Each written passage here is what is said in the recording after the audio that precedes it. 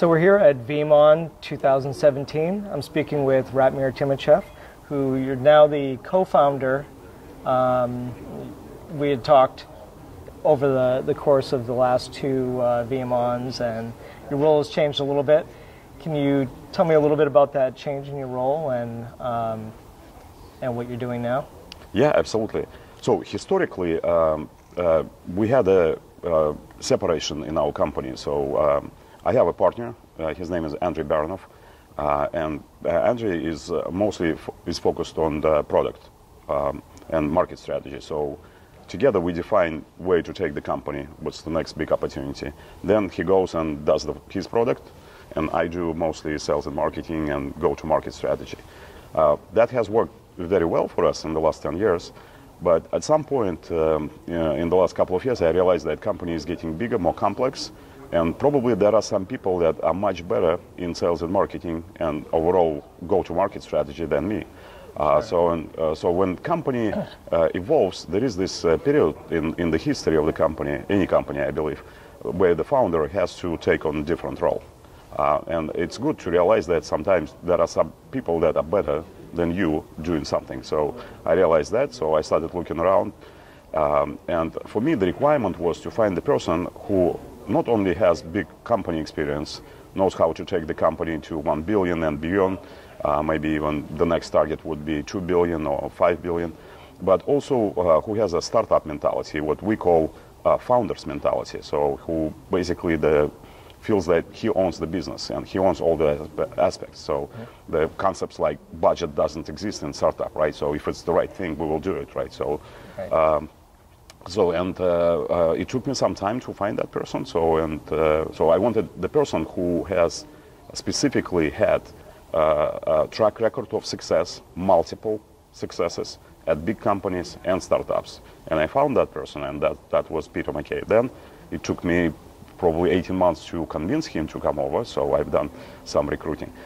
Peter has great experience in building a couple of great startup companies. The first one, WatchFire, he sold to IBM, a great company in the security space, and he worked for IBM and has been very successful at IBM, stayed a few years at IBM, and then he went and got recruited to run another small startup in desktop virtualization space, Desktop, and then he built that company and sold it to VMware, stayed at VMware and played very important large role at VMware running sales and marketing for Americas, being responsible for $3.5 billion in revenue. So I kind of thought that this kind of person that understands our market, understands the data center, the cloud market, understands the ecosystem, understands the channel, but also is very strong in the enterprise, plus has the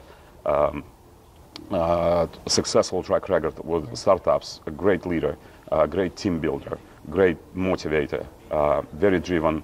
I thought that we are moving very fast, but Peter came on board and we are moving even 10 times faster now.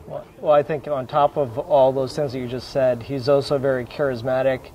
I think he did a great job in the keynote. Some people are just natural born speakers. Absolutely, absolutely. So I think that's exactly choice. Right. Yes. So in the last 10 months, Peter has done a fantastic job strengthening the team, accelerating the growth, and we decided to promote Peter to co-CEO.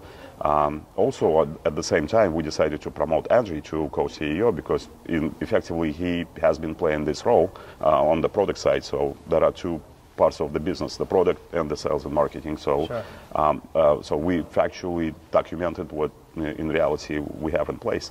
My role going forward would be more.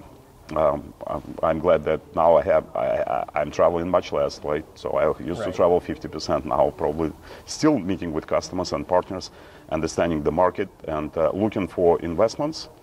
Thinking more about longer-term strategy and looking at investments and acquisitions to accelerate our growth. That's my function, primarily as the board member.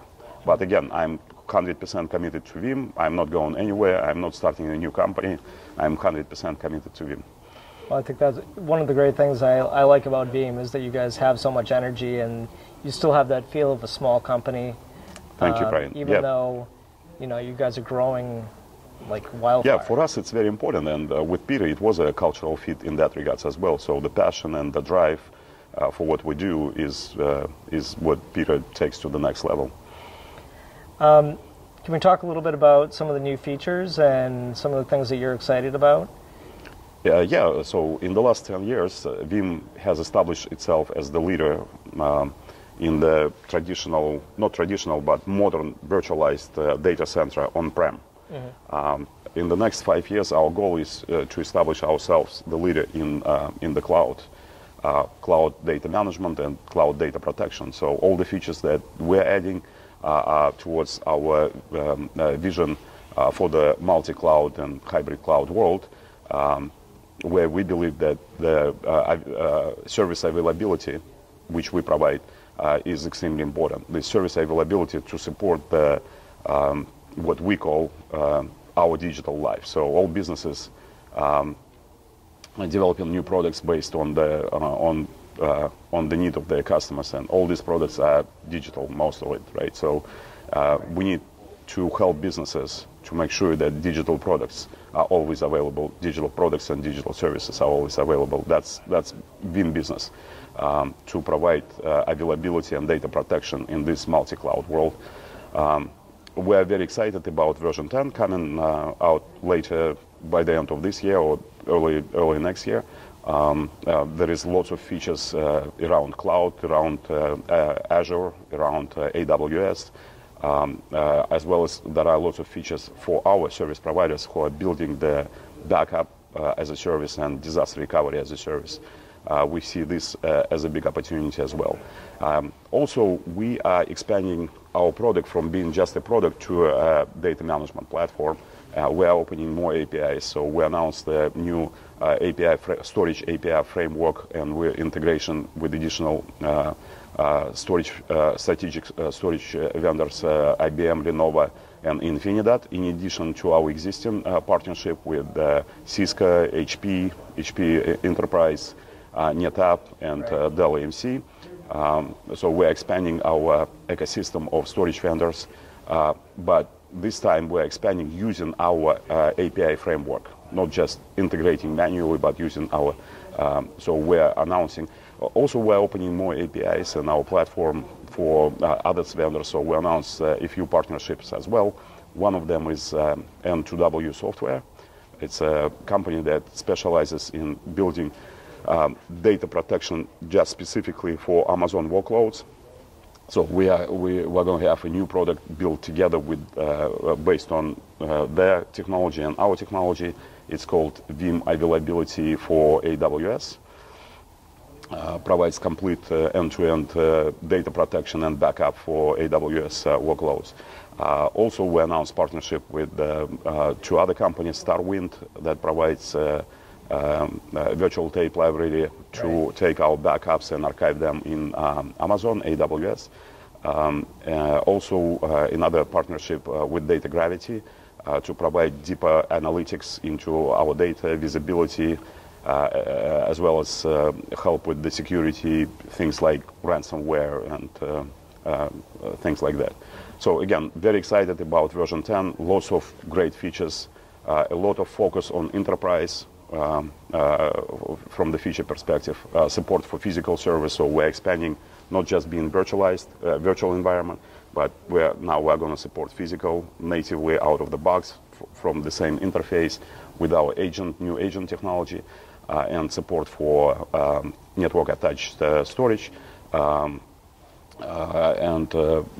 other great features coming in version 10. So lots of focus on the enterprise features, lots of focus on expanding the platform, being not just a point solution, but the platform, overall data management platform, and a lot of focus on the cloud and on our service providers. Now, with the API, is that going to allow any company who's a storage company to use that and incorporate it into their product, or is it sort of like you choose the partners that you want to allow access into it? Yeah, it allows, basically it allows for the partner to do all the work. Before that, all the work was done by us, by manual integration. Now, still, as any company, we have to approve it and we have to certify that solution, right? So we are not going to give access.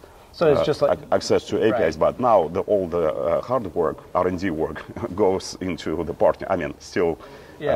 So before that, we done all the integration. Now the partner will contribute a lot into the integration. So I think that's great. It's going to allow you to expand out. Yeah, and do this integration because we have very, very good, deep, close integration. So it takes time. That's why we've done one at a time. So first it was HP, then NetApp, and EMC, and Cisco. So it takes time for this deep integration. Now we can have these integrations fast, and there will be more news coming in the next few weeks with other storage vendors. Great news with other storage and hyper-converged vendors, the additional partnerships. Great. Well, thank you, Ratmir, for taking the time to speak with VMblog, and we wish you success in the future, and look forward to seeing you again next year. Absolutely. Thanks for coming over. Great seeing you.